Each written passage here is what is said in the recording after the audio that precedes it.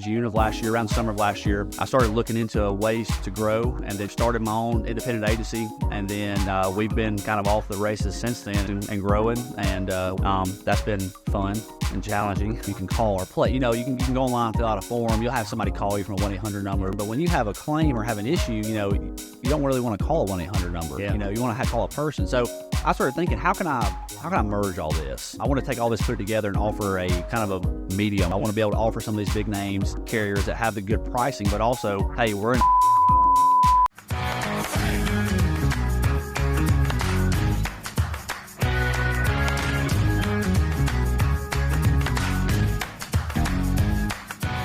Welcome back to another episode of The Flipside with me, your host, Blake Shultz. I've got a buddy of mine, Jake Maddox, here today. Thank you for being here. Yeah, absolutely. I'm excited to dive in. So this podcast, and you've gotten to kind of listen to a couple of them, but it really dives into business in general, but real estate and how people got started and where they are in their journey and really just about their business. So that's what I want to do with you. We got lunch earlier this week. Yeah.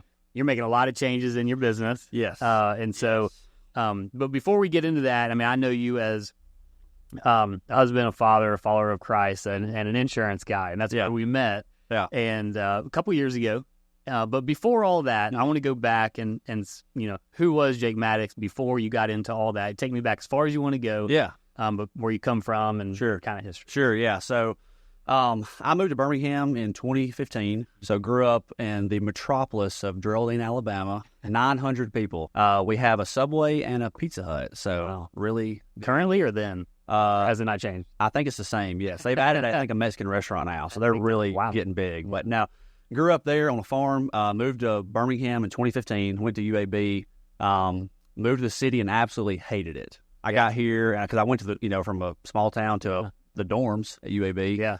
And I'll never forget first time getting in traffic on 280. I called my dad and was like, "Hey, is there a mass evacuation happening? Like, what's happening?" Because I've never seen anything like that. You got all 3 lanes. Anyway, moved here. Ended up hating it. Didn't wanting to go home. My parents basically said, "Hey, you've made your bed. You're gonna lay in it. You're gonna stay there." And so I did. And then ended up meeting my wife at UAB. So I liked it a little bit more. That's right. Yeah, made it a lot more. I guess a little easier to digest living there. So that was in 2016. And I played baseball there for 2 years, so that was a pretty good. Yeah, it was cool. It was a good way to, I guess, connect, make friends. It's kind of a funny story of that. I ended up walking on last minute. I've heard the bats clinging, went out there and tried out and made the team. So awesome. Yeah, it was crazy. Yeah, so that was cool. That was I'm glad that happened because that really. Moving to a new city, had no friends, didn't know anyone. That was a good way to kind of get me connected and really kind of solidified, like, hey, I've got people to hang out with and don't have to really start over, So your own fraternity. That's right. Yeah, exactly. So I did that, met Carly in 2016. When I met her, it was one of those things. As soon as I met her, I thought this is the girl I'm going to marry and spend my life with. And so we both saw that, that happened. So I actually quit school, went online and started working. And so just got a job because I thought, if I'm going to get married, I need to have experience. And, it's going to be hard asking her dad for her hand when I have no job or anything. So I started thinking long term. Yeah. So just got a basic job for a lawn care company on the chemical side. And then I got into sales there. And so that's when I kind of realized, I thought, I'm a people person. I enjoy interacting with people. I like solving problems, like helping people. And so I thought maybe this sales thing is something that I could do. Didn't really know where that was going to go just yet. I just knew I enjoyed people. So fast forward, did that for about a year and a half. I met a guy in 2019 who worked for Northwestern Mutual, financial company. And so they're also in sales. Got with them. Ended up working there for about a year and a half. And during this whole time, so my dad has been in the insurance business for 34 years, long time. I've always knew like insurance would be something I would be interested in. I just didn't. I thought, I've got to be older to get there, And then I didn't realize like it could be a reality sooner than it was. And so the door opened in 2020 for Alpha, and so I went there, got in the insurance industry, and absolutely loved it. It was a great experience. It was great. During that process, though, I learned. I kind of learned, the way that they're currently set up. I just had a different vision. I thought, okay, I can see how doing this a different way I think would be better. And, like any guy, entrepreneurial type guy, you start thinking, well, how can I make this better? How can I do this better? How can I grow? You start thinking that way. And so one thing led to another. In June of last year, around the summer of last year, I started looking into ways to grow, and then just found out where I was at just wasn't what is it was just, they did take a different route, basically, and that's fine. That happens all the time. And talk about a kind of a scary feeling, thinking, well, man, I've been doing something for so long. I'm about to step out on a limb here and do something different. So in August, I made the jump. Said, okay, if I'm going to do this, I'm going to go all in. You can't have a backup plan, or can't burn the boats. That's right, burn the boats. And so I left there, started my own independent agency, and then we've been kind of off the races since then, and been had a lot of challenges. The insurance market is absolutely crazy right now, which I'm sure you're kind of indirectly involved and know. Companies and rates are all over the place, so it is very challenging time to get into it. But I always try to look at things from a optimistic point of view. I thought, well, if we can make it during this time, we can make it during any time. So got into that last year, and then we've been kind of off the races since, and growing. And we've made some acquisitions, bought another agency out, and so we've brought them over. That's been fun and challenging, but it's been good. So that's kind of where we're at now. And we're still expanding and growing from there. So we're an independent agency. We can write all sorts of different companies, shop the market. And for me, I saw that's kind of where I wanted to go with it. And I think that's where you can bring the most value to people. And so again, nothing against other models. It is what it is. But for me, I thought I want to be able to really say, hey, we've looked at all the options we have. Here's what we can give you, and that's just kind of the way I wanted to structure it and go. Yeah. So. All right. So a lot to unpack there. So, cause I've got a lot there. That's what I wanted to give you an overview. So, but let's go all the way back. So Carly, is that your wife? Carly. Yeah. Carly. Okay. Yeah. So y'all met, and then immediately both knew, like, hey, like, you're the one, this is it. Was it, you're the one this year and we're doing it, and like, we're getting married, and that's why you were like, forget school, I got to start making some money? Or was it like, hey, let's get through school, but we'll just keep dating? Yeah. Because it sounds like you were just like, you're the burn the boats kind of guy. Oh, yeah. We're in. I know. So when I met her, true story, and she'll probably cringe when she hears it. When I met her, the first two questions out of my mouth were obviously, what was her name? And I asked her, I forget what else. And I told her, I said, I want to marry you one day. And I'm going to marry you one day. And she didn't run away screaming? No. Surprisingly, she looked at me and kind of smiled and said, okay, let's do it. And that's when I was like, wow. Man, I thought, wow, my stomach, that worked? I was like, I cannot believe that worked. Like, that's something you see like a movie, but when and I met her, and I just, I don't know, I just knew, and it's hard to describe to someone that I guess maybe has not had that experience or is not married, but, when you meet the one, you just know. And so when I met her, I knew I wanted to marry her. Again, burn the boats type of guy. I was like, man, we can go, like, I can go meet her parents, and like we could probably get married in like a year or so. And then I had to like think, wait a minute, she's a sophomore in college. Like, I've only got a year and a half. I was like, that's not an option now. So my thinking on, I guess, leaving school to just finish online and to just work was I met her family and her dad. He's a successful, business owner. And then I thought, okay, obviously, any guy, which I'm sure you're there one day, before, any guy potentially going to ask, for a girl's hand. It's like, well, how do I get this guy to like me? How do I impress? You start thinking that way. And so gotta sell myself. That's right. I got to sell myself to not only her, which thankfully she bought, but the whole family now, And so I was like, well, he's works hard. He's a business guy. Let me start working and try to, because I want to do that anyway. So that's kind of my thinking behind it. On the timing, I would have married her, the night I met her right there. That's just the way, but, looking back, I'm so glad that we didn't, because that would have been a disaster. We didn't have any jobs or anything. So that's kind of what led to it. And then we're going to wait till she finished school. So she graduated in 2019. And so that was kind of our plan. Like, okay, when she finishes up school, I can still go online. That's kind of not really a time frame on that. I'm already started working, so got some experience, some income coming. We started thinking that way so she can finish school. So once she finished in 2019, we got married in 2020. So that was kind of the thinking. But I'm glad that things didn't go the way I'd originally planned, or I don't know where we'd been. That's funny. So the night Rachel and I met, it was Halloween weekend. So of course we're in costume, but we literally planned our honeymoon that night. Oh, wow.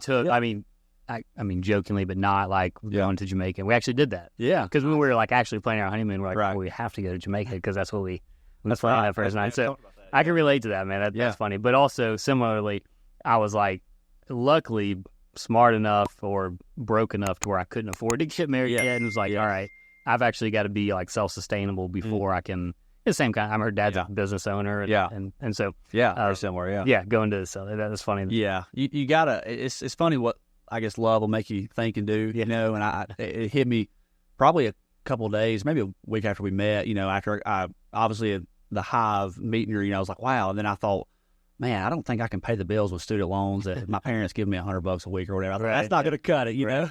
So, and whatever allowance we had, you know, with the baseball team, I thought that's not going to cut it. So that's kind of, you know, what I thought, well, I got to start working. Yeah. So walking on baseball, did they get you a scholarship? No. So that was, that story's pretty crazy. I started off, so I walked on, I was like a equipment manager, team manager, then got walked on to the team basically. No scholarship. So what they did for me, being kind of that in between, they would give us like it's not really a salary, but they give us a allowance. They would give it, and it wasn't very much. It was just enough to afford, you know, some food if you don't eat at the cafeteria at UAB, basically. But that was I did that, and then no scholarship. I was gonna kind of diving into that. I was gonna try to right before. Talk about funny time, you know, I man of faith. I started praying, you know, that fall of 2016, like, you know, Lord, I really want to. I feel like I'm kind of stagnant here. I want to make a move. If it's with baseball, if it's with career, whatever, with, you know, meeting someone, whatever it is. And it's funny how when you ask God for things, you know, He answers sometimes. You know, He does. It's like, oh crap, He actually did give me. You know, so I started praying. I was like, hey, I really want to pursue this baseball. You know, I was on the team, and I thought I want to try to maybe get to a scholarship position, something. And so that didn't work out. There were some recruits that came in, and I was never going to touch the field. So it was, you know, it's kind of like, okay, I see the writing on the wall there. And then I started thinking, well, you know, I'm not really dating anyone. I've been, you know, obviously kind of hanging out with some people. I thought I really want to find and settle down with that. And that was about maybe a month or 2 months before I met Carly. And so I remember whenever I met her, I was like, wow, like that worked. I've always been a man of faith. I was like, well, thank you. Like, wow, that's, you know, that's crazy. So that's kind of when I thought, okay, you know, God's opened these doors. Now I'm going to, you know, start pursuing and what's next and that's kind of what led to the end of baseball. But it was a great experience. Most of my friends, a lot of my friends now that I'm still hanging out with closely, I met at UAB on the baseball team. The guy is the best man in my wedding, best friend, you know, we met there. So we actually roomed together in the dorm. So it was a great time. There's always time periods and things, you know, everything's for a season. And, you know, that season was really hard in ways, you know, being as a student athlete is difficult, you know, because you only got grades that you got to keep up with, but you got a full-on job. Yeah. And so that season was very difficult, but again, it led to all this, a lot of lifetime friends, you know, and meeting my wife, kind of that door closing. So I'm very grateful for it, but, you know, it was just a season that kind of came and went, and here I am. So you got to be curious to hear the stats. I have no idea what they are, but it seems just in the world of entrepreneurship and business, it seems like a lot of the student athletes that I've met are super successful. Yeah. And I mean, you included it. It kind of comes in with probably that level of responsibility that like I didn't have in college because the club frisbee team didn't count as being a student athlete, right? Yeah. I have played that. It's very different. Right. So. Right. Yeah. A lot of running. Yeah. But seriously, because you say you're full-time student, full-time job as an athlete, and those who do it well, as far as not necessarily like the best athlete, but as far as balancing time and succeeding on that balance and juggling schedules, transition usually into very productive business people. Yeah. Interesting. I don't know the stat, but yeah, it seems like that's the case. I see a lot of business owners, you know, high pressure sales, stuff like that are student athletes. I know there's a couple of companies in particular I know they recruit specifically from student athletes. Yeah, that's what they do. And so I think you go through a level of stress and a level of working through pressure. Yeah, to where, like on the field or whatever it is, the weight room. Yeah, and that transition. I think so too. Yeah, it definitely. And this started at high school because obviously everything, you know, the sports side starts there. It definitely, there's a lot of responsibility that come with it. Obviously, you know, you got a team mindset. There's a lot of traits that I think, you know, sports and that develops in you. And you know, just having the mindset of like, hey, we're going to go after it, and I'm going to get it. I'm going to win. You know, because that does translate to business. I mean, I know a lot of people, they know that, but I mean, you've got to, when you own your own business, own your own company, like, I mean, you've got to get after it. It's not going to be just handed to you. That's the same. I think the same mindset with sports. If you want to win and do well and excel, you've got to put the time in. You got to put the effort. You've got to, baseball, you've got to put the time in the cage. You've got to do all this stuff. And so I think a lot of companies know that. They know, hey, if someone, they could not only play high school, but especially at a college level, because that's really, I kind of joke, college is like the elite of the high schoolers. It's crazy, the difference. And I can imagine when you get to like the professional level, I mean, perfect play, it's just unreal. But, you've got, it is a full-time job. You are putting in, 5, 6, during the season, 7 days a week, doing stuff. And so I think a lot of people, they know that carries over to once because that's really ingrained in me and in a person, to kind of have that driving factor. So I think a lot of, companies realize that. They wouldn't agree. But you see the results of your effort, right? Yeah. Which kind of translates to owning your own business. And if you don't sell, you don't eat. That's right. Exactly. So, same thing. You get to eat what you kill, so to speak. And to some people, that's terrifying and they hate that. But I don't know. So to me, exciting. It is. Yeah. It's like, hey, that's fun. There's no limit. That's right. Instead of thinking like, oh man, I hope I can. It's like, wow, I have no ceiling. I have I can. Unlimited potential, and that's something that gets me fired up. Yeah, I love that. Yeah. This is not a parenting podcast because I would be probably the worst example to lead something like that. But it makes you think, because there's so much controversy around you put your kids in sports. We're definitely not debating that because I'm not knowledgeable enough for all the stats. But from that alone, that fact alone, and my own experience of going through and just kind of fighting through, not being the greatest on the team at all, but fighting through just from willpower, not necessarily natural ability. Yeah. It's like, well, I kind of want my kids to go through that, right? Yeah. Yeah. I can think back. There's two things when I was young. It's funny when it comes to memories when you're young. You have things where you're like, yeah, I remember that vividly. Then like the next thing I remember is like I was 13. It's like, I don't know what happened the first like 12 years, but I have a memory. I don't remember the age. I think I was like first grade or second, somewhere through there. And I started playing baseball at T-ball, whichever age. I think that's like 2 or 3. You basically just run out there and run around and get some snack after you. Yeah. But I started in the dirt week. That's right. Yeah. Dig holes and pick dandelions. Right. But, yeah. But I started playing, and I remember I was in the Little League ball, and I remember I got mad at something, and I walked off the field. And I will never forget just the look in my dad's eyes saying, listen. And it was looking back, like I didn't really think at the time, obviously, you're little, you don't realize, but I look back. That really kind of changed my mindset. He said, listen, you have started this. He said, I don't care if you hate it. I don't care if you never use it. He said, but you're going to finish it because you started it. You chose to do this, which I guess you could say chose as a kid. Yeah. You kind of got pushed, but anyway, that's right. I said baseball now I'm playing it, but he said, you're going to do this. Yeah. And I remember thinking back, I was like, even that little, I thought, okay, I don't need to quit, and it's so funny how stuff like that, I guess, just stays in you, is ingrained in you. So that's something that I think is, I've got a 1.5-year-old. He'll be 2 in August, which is crazy. But we're definitely going to put him in sports. And if he's terrible, that's fine. It's just the fact of knowing like, hey, I've started something and I'm not going to quit, and being part of a team. I think that is so valuable. Learning that, you sacrifice and do things for the collective good of the team, because that translates not only to business, but just life in general. I mean, that's what we all are here. We're doing things to help each other, so I definitely think there is pros to that. And I, looking back, I remember that vividly for 2 reasons. One, it helped me, taught me to not quit, but also the look in my dad's eyes thinking, oh man, I'm about to get my tail tore up if I walk, but I think it's definitely valuable for kids to learn that, because it just builds that. I think starting that young and getting that ingrained in them is just going to set them up for success later on. And again, McCoy, my son's name McCoy. He may be terrible at sports, and that's fine. He may not can even walk and chew gum. That's no problem. But at least he's going to have, work ethic. That's right. Work ethic. Started this. I'm not going to quit. Yeah, I love that. I'm reading a book called Habits of the Household right now. I'm about halfway through, and it's really just setting up, like the author is very real in the sense of like what it's. He gives you practical advice on how to navigate life and create habits that instill into your kids. Yeah. But also recognizes he has 4 boys under 10, I think. Wow. When he's writing the book. So he brings out, he's like, here's what we try to do at dinner, and then here's the reality of what dinner actually looks like. Yeah. It's like so relatable. And we have a 2.5-year-old and a 3-month-old, so we're not near as crazy, I'm sure, his house is. Yeah. But even then, he's like, and we try to go and we say prayer every time. But during prayer, one kid's nudging the other, one throwing his food on, and I'm like, that's so real. Yeah, absolutely. So, yeah. Anyways, that's interesting. You say that. Being real is something that's so, I guess, not, you don't see much nowadays. Yeah. With everything going on, the way the world's kind of going. So it is nice to see something like that where it's like that's the real world. That's because we all experience it. We all go through it. You don't.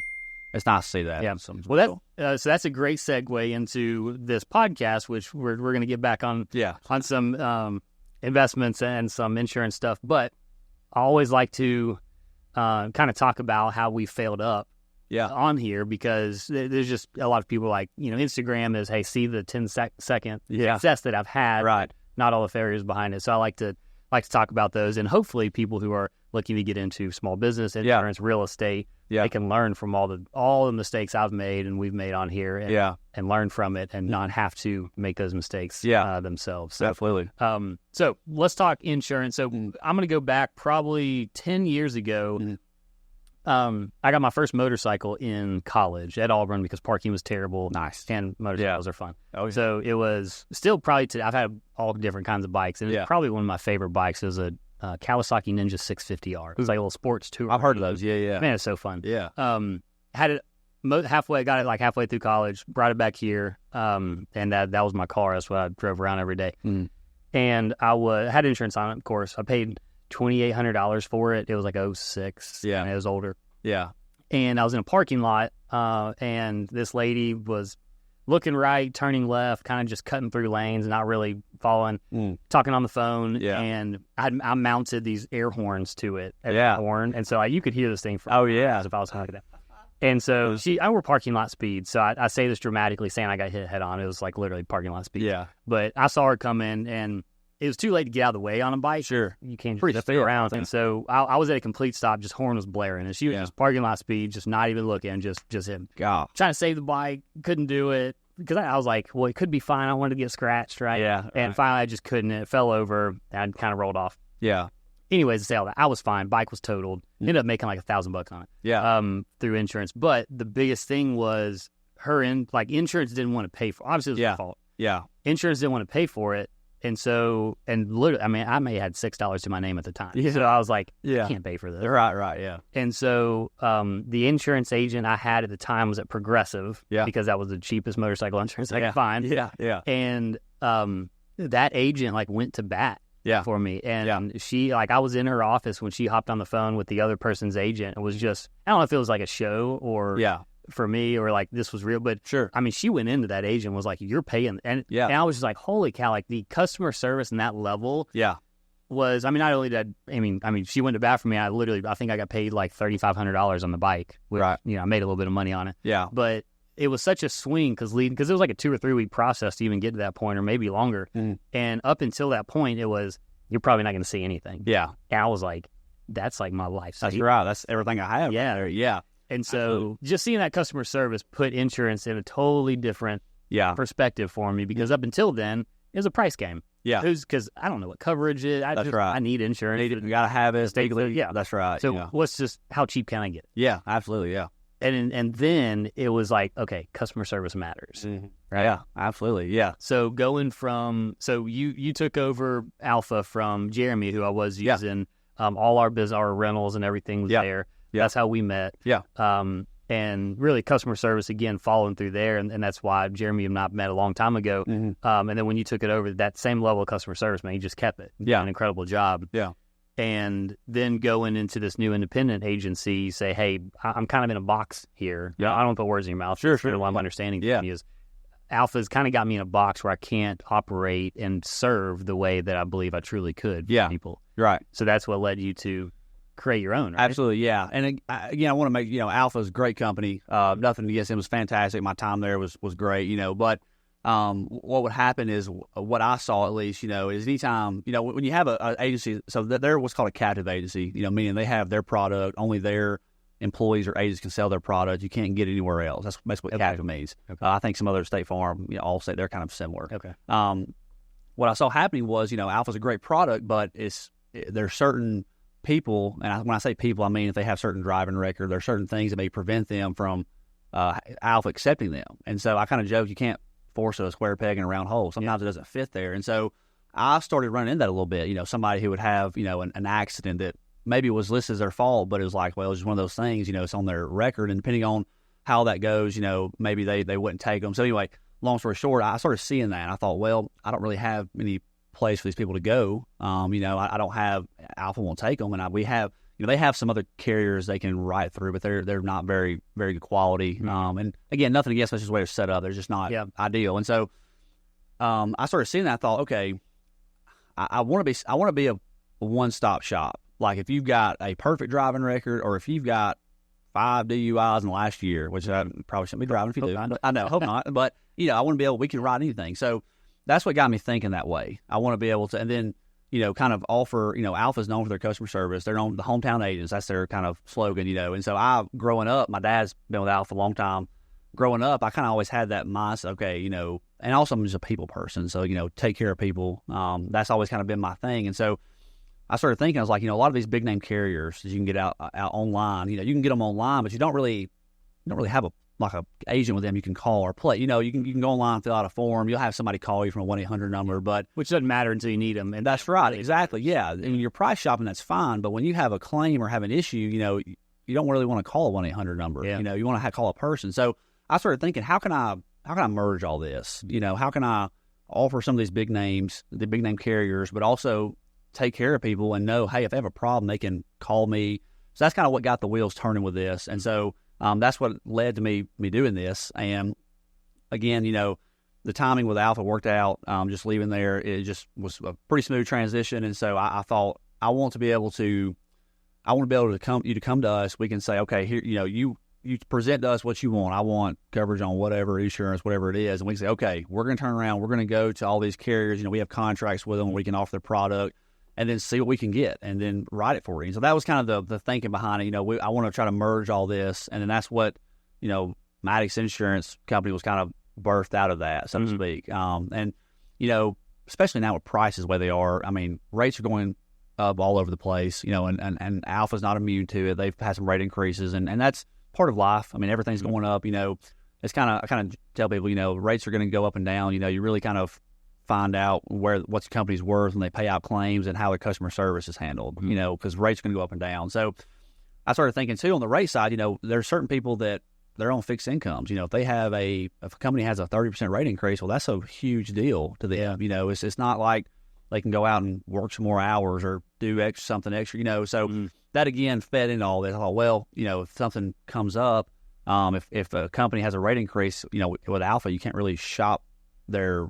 It is what it is. It is what it is. That's right. Yeah. And again, you are paying for the good customer. But again, I thought some people don't care about that. I mean, they do, but they don't. They're thinking, okay, I've got to have it set. Because they couldn't afford it. That's right. Couldn't afford it. Yeah. So that's kind of what led to me getting into all it kind of birthed this. And I thought, okay, I want to be able to offer, I want to take all this, put it together and offer a kind of a medium, I guess, or a middle ground. I want to be able to offer some of these big names, carriers that have the good pricing, but also, hey, we're an agency. We're here for you. We're going to go to bat for you. If you have an issue, don't call the 1-800 number, call us. We can do it all in our agency and really give that kind of like hometown feel. Like, because we are here for our customers. Every one of my customers had my cell phone number. I think that's a good thing. It is most of the time so far.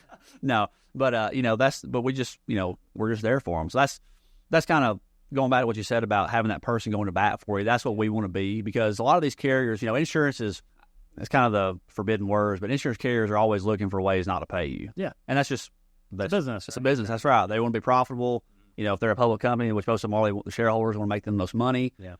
That's just the way they're set up. And, when it comes to us, we agents are limited on what they can do, but they have a lot more, I think, pull than what most of them either know or admit that they have. Yeah. And I don't know if that's necessarily part of them just not wanting to get involved. I think a lot of, it's kind of, I guess, deviate a little bit from what you realize, but I think a lot of agents don't really realize that, they can help a little bit more than they can. A lot of times they'll say, oh, the adjusters, the claims, they got to handle it. And that's a lot of true, but, you do have some pull. So all that to say, we want to be that voice for you. I tell people all the time, we're your voice to the insurance companies, and when they do something, wrong or something that needs to be corrected, we want to, step in and try to help with it. And so that's what we're trying to do. Again, sometimes it is what it is. You can't help every situation, but we're at least going to be there and say, hey, we're going to go to bat for you no matter what it is, and we're going to do everything we can to make it right or help with it. Yeah.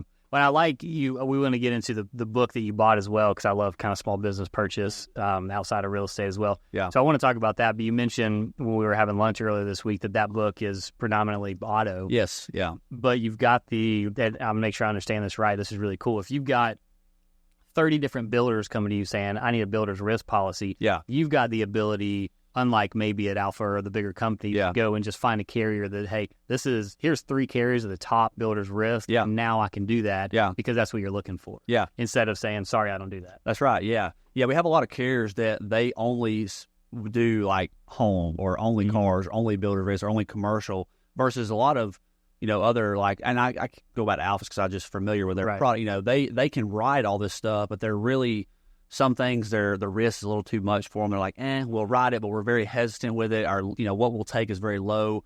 Versus what we've got companies, all they do is builder's risk. All they do is commercial buildings. All they do is homes. And so it really gives a lot of advantages. That one is the pricing's better, because they're not taking a step and saying, well, this makes us a little uncomfortable. We'll insure it. They're like, hey, we do this all day, every day. That is nothing to us. $1 million commercial building, done. Versus other companies, they'd be like, oh my gosh, that's. And I think we may have ran into that on some when I started to buy commercial and have some unique pieces, like restaurants are a big deal in commercial for insurance. Yes. And I ran into that where it was, hey, we can do it and we're happy to do it, and here's our price. And it's just, this is the one product we have focused around that, instead of an independent person who goes, yeah, I can do that, and I've got 5 different people who specialize in just that. That's right. And it's like, well, the chance of getting a better product, price, coverage, everything is going to be better on the independent space. 100%, yes. And you hit the nail on the head there. Commercial's a big thing. Most companies shy away from commercial just because it's a huge risk. Not only is the property and the building usually big and expensive, the liability, if you've got multiple business in there, is just, there's so many ways that... Type of business. That's right. Type of business is huge. So a lot of those companies... we did run into that, and multifamily is the other thing that they're kind of shy away from. It's just a risk. They're like, they know that they know what their bread and butter is, and think that's just something we don't want. Now they may end up getting into, I don't know, but they just don't want to really dive into it because it's too big of a risk. But we have carriers where it's like, hey, that's all they do, and so I really think it's anytime you can shop and get multiple prices for something, I always think that's best. Yeah. Now I say that. Little asterisk behind it. There are certain things, like with a certain company, like, okay, I'm going to go with this. Like if you're buying toilet paper, you ain't going to get the off-brand cheap craps your finger goes. You're going to get the sharp. You get the good stuff. But for the most part, you want to shop me multiple prices for things. So that's another thing that we can do is like you said. Not only does these 5 companies only do this type of insurance that you're looking for, let's look at their pricing. This one's better than this one. This one, here's the pros and cons. And that's what we do. We really break it down that way. Say, okay, if you're looking for the best price, go with this. If you want something that, if you have a claim that it's going to be handled quickly, it may be a little more, here's the company. We really break it down that way because, at the end of the day, we want to make sure that when you're buying something, there's no buyer's remorse. Okay, I know exactly what I've got, and I know exactly what to expect when something comes up. And that's what we try to do. But, yeah, it's anytime you can, I think, offer multiple products and multiple, things for the same, multiple companies for the same product, that's always better because it's going to just make sure you also know, you can feel confident what you're buying. Like, okay, what I've got is the best price. I don't have to worry about calling here or this, whatever. We can say we can shop it, we can get it for you. Yeah, so. I like that with the same customer service. Same product. That's right. Yeah. So going into let's relate this kind of to the investment side because I think hopefully all our many thousands of listeners invest in real estate. Yeah. So talking about getting insurance on there, obviously you don't want just the price leader, because you got to make sure you've got the best coverage. And one thing we do every year is really talk about, hey, in each property, are we truly covered for what the value is? Yeah. What the rebuild costs, or what's the best strategy? Because that changes per property. Yeah. Maybe we have a single family home in Homewood versus a duplex in Hueytown. Yeah. Like the coverage strategy may be a little different. Yeah, absolutely. So there's a lot of different directions I want to go with this. Yeah. But first, are there specific carriers that say, hey, we're just like an investment portfolio carrier that focuses on that? Yeah. And what can they offer versus a normal policy? Yeah, absolutely. Yeah. So there are carriers that say, hey, we only they put them on. So there's certain carriers that write what's called schedules. So they mean like, hey, we're going to insure a person who has multiple properties, multiple, portfolio stuff, and they can basically tailor that to however you want it. We do have that. Yeah. So you can essentially you kind of mentioned that, you have a place like Homewood, obviously the value is very different than it is somewhere else in Hueytown or, whatever. These different carriers we have, they know that, they obviously know the areas. Now, some of them, you got to kind of tell them, you got to let them know, hey, this area is a little. If they're national. That's right. Yeah. That's right. Yeah. But most carriers, what they do, base all that off. They run these what's called replacement cost estimators, and basically it's a rebuild cost if it were to be tore down and built back today. Right. And what a lot of them don't factor in a lot of times is the land. The land's worth a lot of, especially in like a Homewood area. The land can be worth almost more than the house that sits on it sometimes. Versus other areas it's not. So that's something that these carriers we have, they do look at that. They say, okay, if a property, it may sell for $800,000, it's an easy number, but the rebuild cost is only $400 because the house that's on there is only about $400,000 to build it back, but the land's, so all that to say, these carriers, that we do have specific carriers and specific, companies that look at that and say, okay, we're going to insure based off that. We're going to look at each property individually. It's not just a blanket, this is going to be X amount. You can kind of break it down that way. And they also, realize that some customers, they don't want to insure things with, there's two types of ways to, I guess, I call it kind of settlement options when it comes to a claim on a house or a property. It's actual cash value or replacement cost. Actual cash value means the property is going to be depreciated by however old the structure is or how old the stuff is, and replacement cost is basically whatever your limit number. If the house is insured for $500,000, it's going to be paid to replace up to that limit. So certain investors, they may say, hey, listen, I don't have much in this. I don't really want to pay the replacement cost. There's a little bit of a premium, increase for that. And so all these carriers know that. So we can really break it down like, okay, if you have a property, what do you want? What do you want to happen? If this thing was totally, play the worst case scenario game, tornado hit it and it caught on fire the same night. Right. Totally down. It's gone. That's right, it's gone. What do you want to happen? Do you want to build it back? Do you want to cut your losses, get a check and move on? Like, what do you want? And so we really try to look at that because every person we work with and every investor is different. Some of them, they think, okay, I just want to just build back something smaller, bigger. They want to upgrade. There's all sorts of things. So we try to break that down and say, what do you want to do with this if something happens? And then tailor, your coverage and plan around that. And these carriers work great with us because they give us that option too. They'll say, okay, we can tell them this is how the customer wants to structure this. So they work very well with us, and we're able to really put together a portfolio and put together a coverage plan based off what you really want. Yeah. Is that similar? I've heard umbrella policy. Yeah. Is that kind of similar to the same thing where you just kind of cover it, or is what is an umbrella? Yeah, umbrella. So an umbrella is it's a general liability policy. So it's basically it's an umbrella of liability essentially. So it covers you as an individual and everything you're involved with, and it gives you an additional layer of protection. So when you have that's separate from that's separate. Yes, yeah. So say you have a home policy, you have what's called the liability on the home, meaning if someone were to come on your property and get hurt, it has a certain limit it pays out to. And then what happens is if you ever exceed that limit, you kind of out of luck. Right. So an umbrella, what it is, it's an additional limit on top of that. So, if you have $300,000, but a tree falls and let's say it takes a whole house out and, it's $400,000 built back, that umbrella would then kick in to cover that basically. Okay. And so structure in houses too, not just it's everything. Auto, it's everything. Yeah. So it basically covers you as an individual, no matter what the liability loss is. Now, when you get to the business side, there are some limitations, but as far as like an individual, it basically follows you around. And so I don't want to throw a pitch out there. I encourage umbrellas to everybody. Yeah. Just because we're living in a world nowadays where you never know, who's going to call you filing a lawsuit or something. Yeah. And so I encourage everyone, whoever you're with, look into an umbrella policy. They're generally not expensive. I mean, the max are going to be a couple $100 a year for $1 million.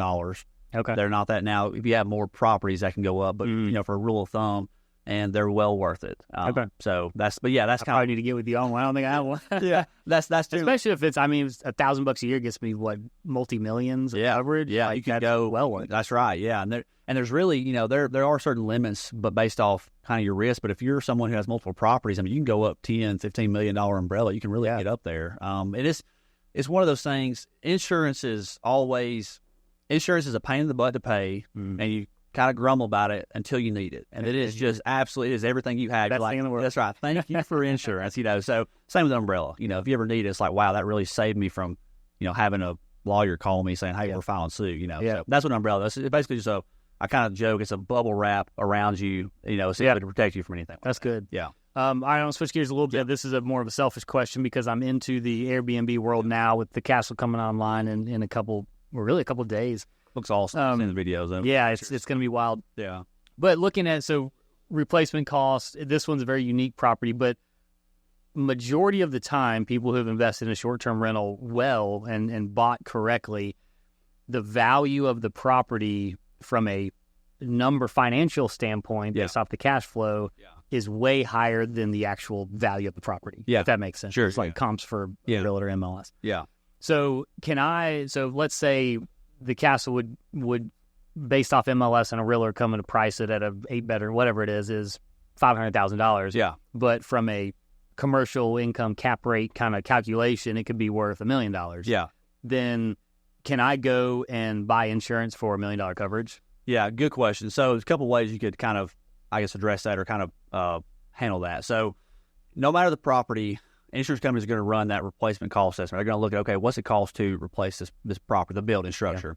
Yeah. The other thing they look at is if you're bringing in income from it, so Airbnb or rental, they're also going to look at, what's the average amount that it brings in, per month on, they call it loss of rents, essentially, something will happen. So that's something they factor into it as well. So most policies, most policies you're insured to whatever that limit is. So if that replacement, cost estimator comes back at 500, 700, whatever, that's usually where it is. Mm-hmm. Now, a lot of policies offer, and they call it extended replacement cost. So it's an additional 25%. So basically, if you have, $1 million of coverage, you got an extra $250 if needed. So that's becoming more and more popular now because I think you're seeing a lot of, you're seeing that come up a lot where you have a lot of properties that are either bought off market that are a lot less than what they were bought for, or they were bought at a certain amount and then just the market's went crazy. And then the automatic increase in a policy can't keep up with what the property's worth. So you're seeing more and more carriers make that. It's always been available. They're making it more like, hey, we're putting this on the policy. Yeah. So that also is something to factor in. That will help a little bit. It's one of those things, and that's part of what we do at my agency, and that's part of what I think a good insurance agent does is, every year we do annual reviews. And so what we'll do is, especially with property, because, you've met anybody, it changes. It's crazy. Yeah. It's wild. And so every year we look at, okay, hey, your policy's coming to renew. You were insured for $500,000 last year. Most companies, what they'll do is every year they'll bump up your dwelling or the coverage amount by anywhere from 2 to 5%, just try to keep up with inflation, the price going up.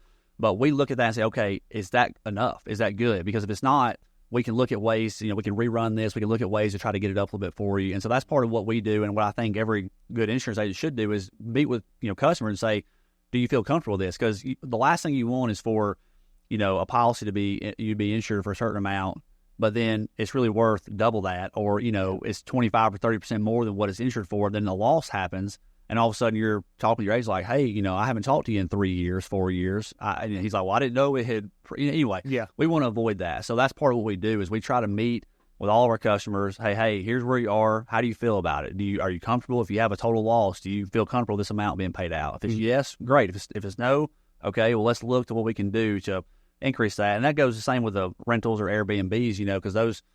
Yeah, I'm not 100% familiar with like on the real estate side of it. I know, obviously you got income coming in from, we want to look at, okay, are you fully covered from a liability standpoint? I know a liability with Airbnbs, that's a big deal because you have a lot of people coming in and out of that place, So that's part of what we do too. We do reviews and try to review that, but generally whatever your dwelling limit is on there, that's usually what the policy will pay out. Now, again, that additional 25% on top, that's always good to have. And if you don't have it, I would encourage people to look into it because it is valuable. It's a little bit of a surcharge, but I think it's worth it, especially if you have a home that's in an area that's growing pretty rapidly. Yeah. Is that 25% negotiable or?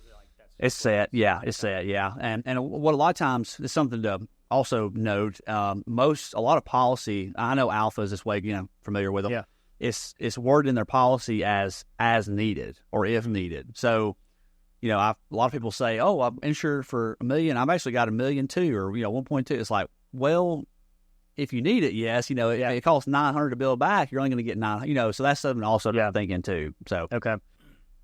I broke my own rule with the castle in the sense of I think all the investments I've made up until that one have multiple exit strategies. So if it's intended to be a rent and I can't get the rents I want, then I know I can sell it and not lose. Yeah. Vice versa. If it's a flip and I can't sell it for what I need to, I can always stick a tenant in it and bring it. Yeah.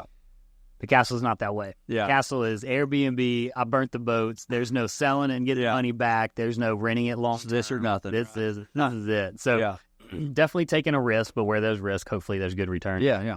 So with that, it's such unique property to be built back. We really need to have this conversation on what that coverage looks like because I know what we have in it. Yeah. But how is that valuation set? There are no comps. There's no other castles on there. There's no other unique different buildings, bedroom counts. Yeah. So looking at that valuation, I think I've got. Do you look at all the costs that are in? Like I've spent $800,000. Is it like, okay, that's the replacement, or no, we only think based off our data and metrics only worth $500. Yeah. Sorry about the $300,000 difference. Yeah. So what happens, unfortunately, is it's usually based off what the company's metrics are. So what they do, I'll kind of break down what a replacement cost estimate, how they run that. So what they'll do is they'll basically usually nowadays you can look up any property usually online. You can get most of this. But they take the year the home was built, square footage, the general condition of the home. They look at that kind of stuff, and so they basically say, okay. And I don't know the exact formula because everyone's a little different, but they can essentially get a rebuild cost from that. They look at square footage, the material, the exterior material, how many garages, all that stuff.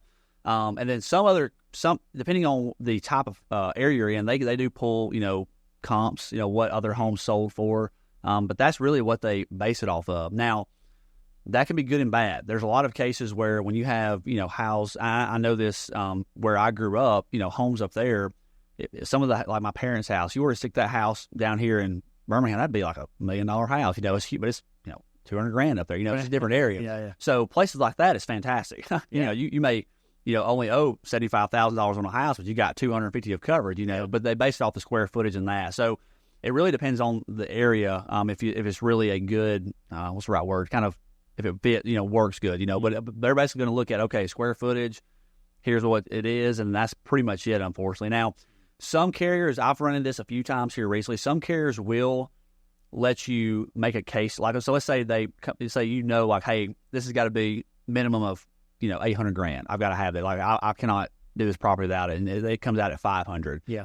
Some carriers I found, because we've run into this a time or two, will say, okay, if you can make a case to us why this needs to be increased, we can look into it.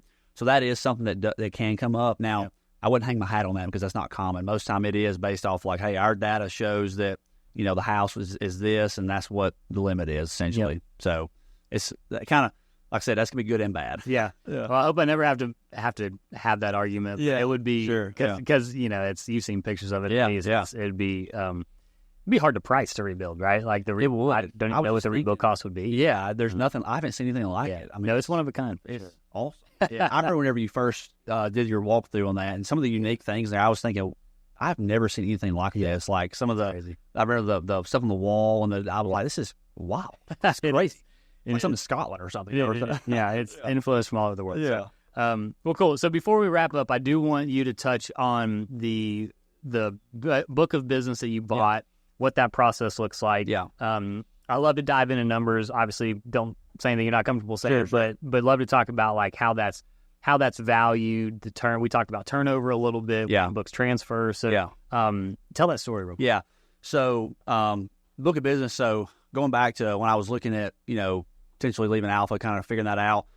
Again, God, time is, always, it can be good. Time is crazy sometimes how it works out. About this time, I was actually looking at, there's a website called the Insurance Journal, and I've looked at it before because it gives good insight to what's going on, nationally, if carriers are having rate increases, especially the last, year or two. The rates are crazy. I've always been following that. So I saw on my iPad, you get those little pop-up ads that said agency for sale near you. And I thought, this is either going to be really good or give me some virus on my iPad. But I was like, let me click on it and see what happens, because it was around the time I was looking to leave, and it was an agency out in Talladega that the guy, Castle. That's right. Yeah. Exactly. Yeah. Not very far at all, actually. Yeah. And so he was looking, he'd been in insurance for about 2 years, and it was just not for him.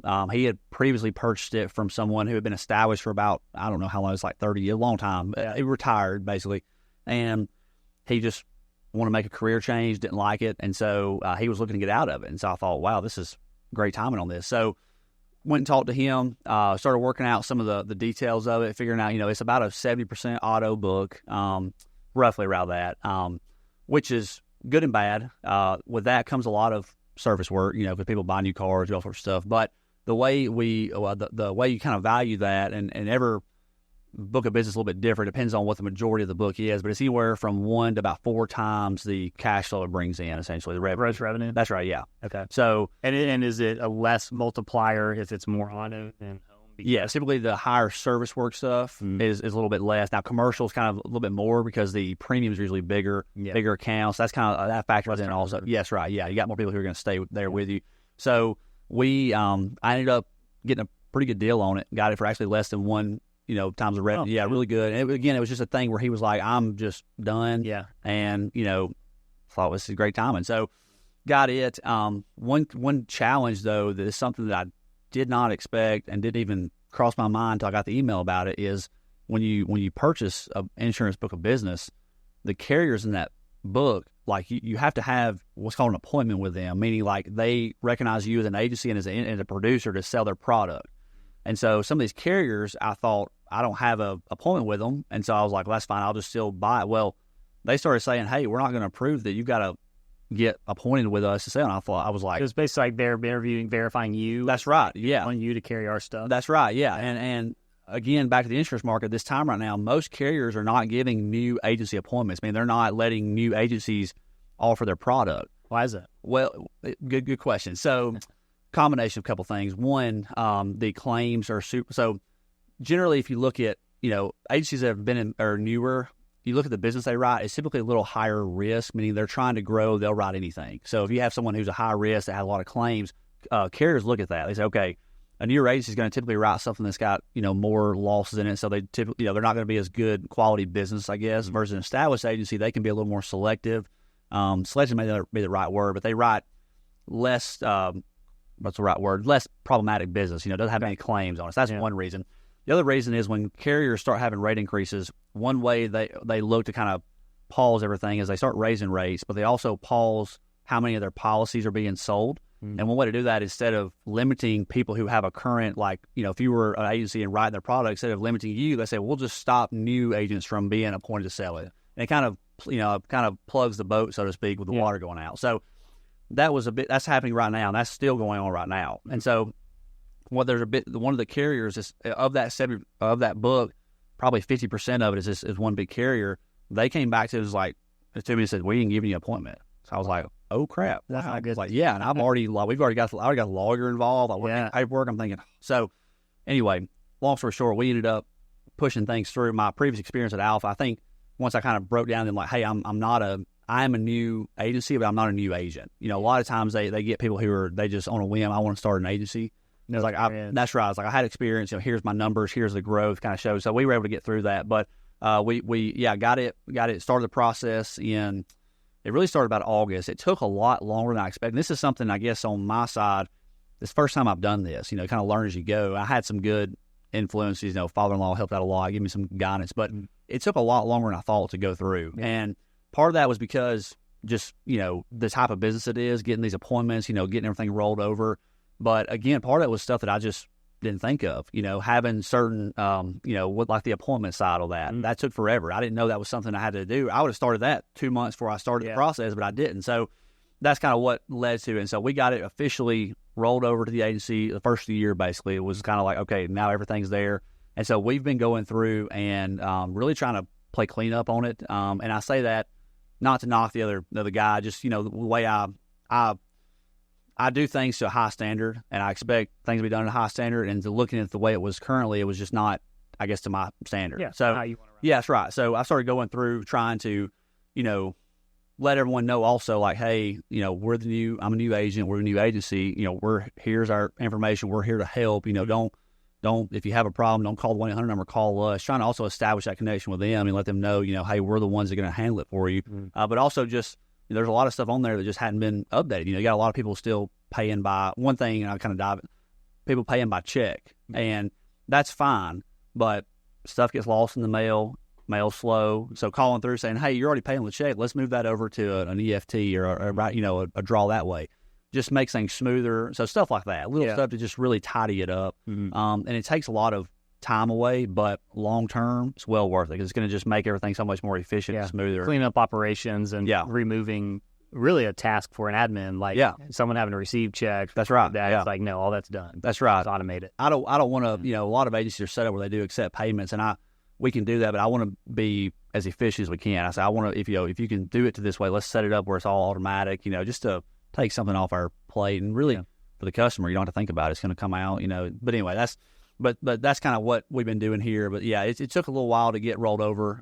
It was definitely it's kind of crazy. It's kind of weird. It almost gave me I'm anxious. I want to buy another one. Like, this was a fun product. Like, it was awesome, like going through all this and kind of the hunt of finding that. And it really kind of gave me the itch. I thought, man, this is really cool. Doing this. And I thankfully was in a position where we could do it, but it's kind of put me on this kind of hunt now. I'm like, okay, there's two ways you can grow. You can grow organically, and grow by doing that right in business, or you can grow by purchasing stuff. And so I thought exponential growth. That's right. Yeah. That's right. Couldn't think of that. Yeah. So I was like, that's something I want to do. So we're looking into some other opportunities with that too. But it's very, very big learning curve, learning opportunity. Learned a lot, made a lot of mistakes, stuff that I just didn't know, and that's part of it. You learn as you go. But that's circling this wagon back around. Generally, 1 to 4 times the rev. That's kind of the running rate for a book.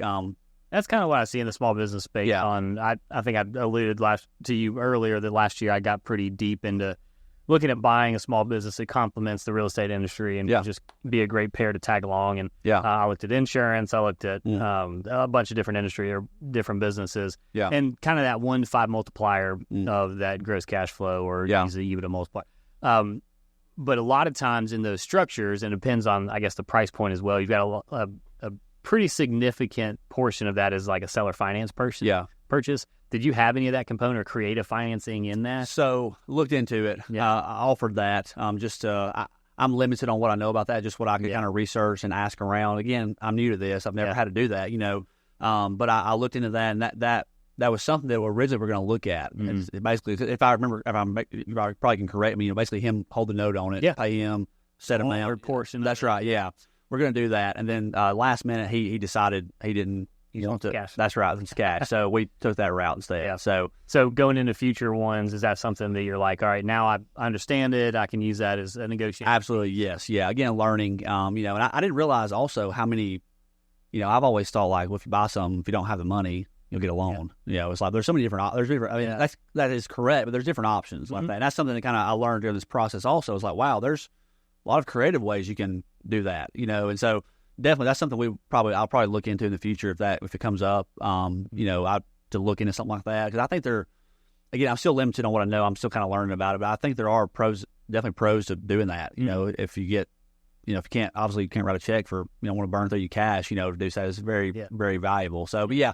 That was originally what we were going to try to do, and I really think that the more he researched, he was like, I don't want to do this, and just like I don't want to still have the responsibility maybe of it, which is fair. I thought, well, if he don't want to, I'm not going to make him. Something we don't want to do. So that door kind of closed. Yeah. So. One thing that took me way too long to learn was not limit deal size based off my own bank account, because there's a very quick ceiling that I would reach. Yeah. Right. Absolutely. And it took me way too long to learn to use OPM or other people's money. Yeah. Right. So if I've got a deal that the bank says, hey, it doesn't make sense, or you've got to have 30% down payment, which could be hundreds of thousands of dollars, like I'm just sitting on that cash. Yeah. So, is the deal my old mindset was, okay, well, that's too big for me. Yeah.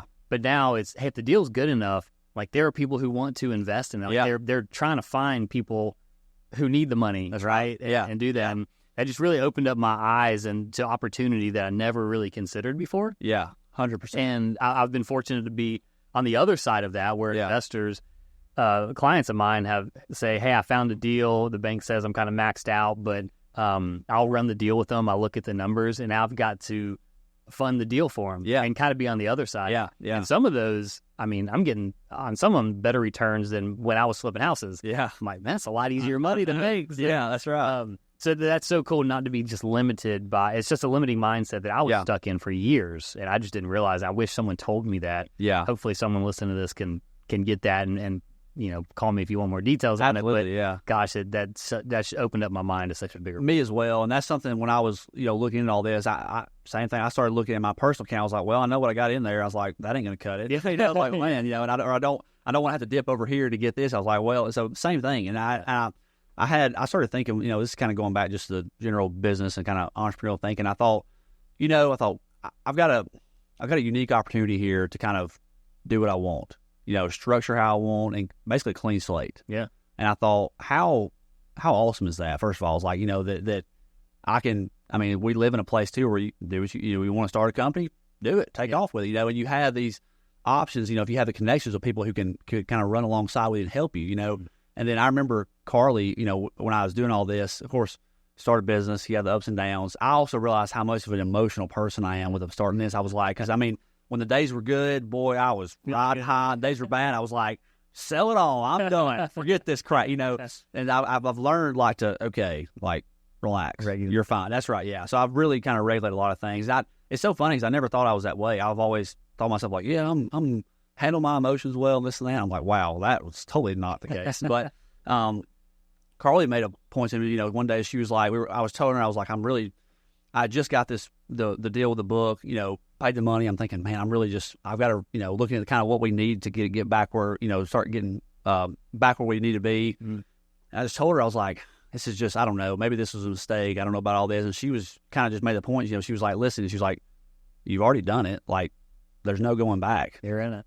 And I was like, dang. She was like, somebody's going to do it. If you don't do this, other people are going to take advantage of this opportunity to do it. Somebody's got to do it. Why not you? Exactly. Yeah. And I thought, wow. I remember I was like, that is so true. Like, why not me? Why not, whoever listens to this, if you got an opportunity, why not you?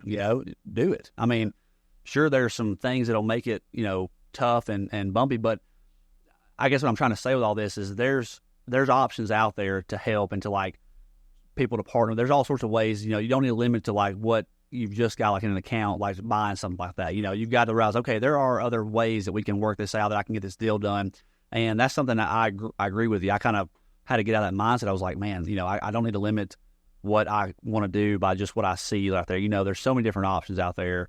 And, just somebody's going to do it. Might as well be you. Yeah. Dude, I love that because it transforms from such a limited belief mindset to, kind of go back to real estate, but there are people out there doing $50 million deals, like buying a massive apartment complex. They don't have $50 million. Yeah. They've got the structure and the knowledge and the That's connections. Right. Yeah. It's like, if I focused on building that structure, knowledge, and connections, why not me? Yeah. I just love that. So I'm like, all right, here we go. Yeah. Let's go to the moon. That's kind of, like I said, I'm looking to expand that. That's kind of the thing. It's like there's other agencies doing it. There's other people doing it. Yeah. Might as well get on the action, do it myself. Especially because I've got a vision of how I want to do it, and I've got a way of how I want to set it up. And I really think it's going to, be beneficial to people because there's a huge, again, looking back, there's a huge, I feel like, lack of agents being involved and helping. You get a lot of people who they've got a policy with someone, they haven't looked at it in 4 years, haven't got a call in a couple of years, and some agents they're fine with that. I can't stand that. The way I look at it is like, okay, I want to be actively involved in these people's lives. I want to I want everyone we've got policies with, besides the book, we're starting to meet them, but I know everyone like you, whenever I had this up at Alpha, we would meet, grab lunch, talk to your dad a lot, kind of do that. And so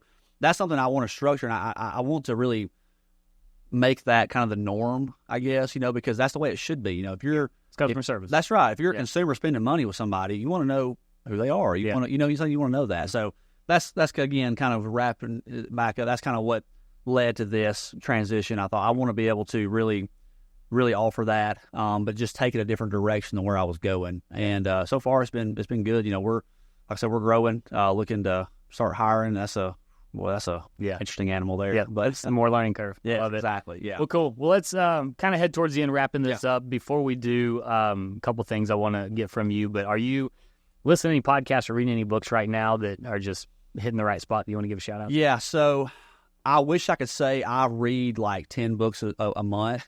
I have never been a big reader. I'm starting to though recently. Yeah. So I've the two that you sent me, I've actually ordered those. So I'm looking into it. I've never really been a big.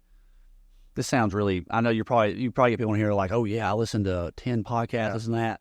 I listen to a lot of not even business related, a lot of political stuff, podcasts that way, just kind of stay in the know. But I really don't listen or read a ton right now. I'm getting to that more, and that again go back to training my mindset.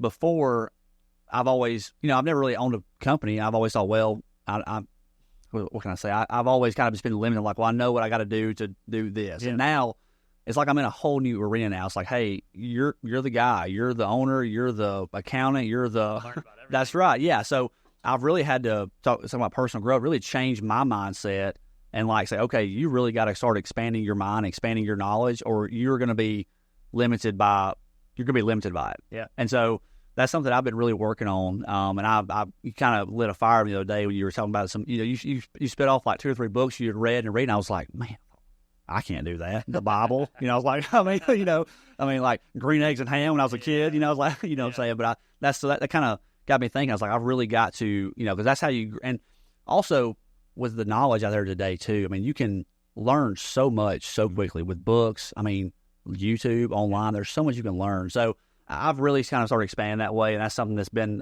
it's always been a challenge, reading and taking time to do that, because I've always looked at that side of things as like a chore, not really like an opportunity to grow. So what I started doing, and I start do is I'll get up every morning and work out early. I'm up at 5 in the morning, and so at the gym, instead of listening to music, I'm starting. My wife's she does this, when she works out, and during the day, listen to audiobooks. Yeah. So I'm starting to try to get to that, just to maximize my time. Yeah. I started thinking, sitting down and actually reading, I can do that, but the way my days are structured, I don't really have a ton of time to do that. So I thought, well, nowadays you can listen to it. There's always sorts of ways you can do it. So that's something I'm trying to, again, start kind of working it. But learn, you learn as you go. It's something I've never really had to really done. And so it's been kind of interesting training, redoing my mindset with that to try to think, okay, I've got to grow, and you can grow by experience and going through things, or you can expedite that and grow by learning from other people's experiences, by reading about it, whatever. And so that's kind of the route I'm trying to take. So I love that. Well, It's definitely an ever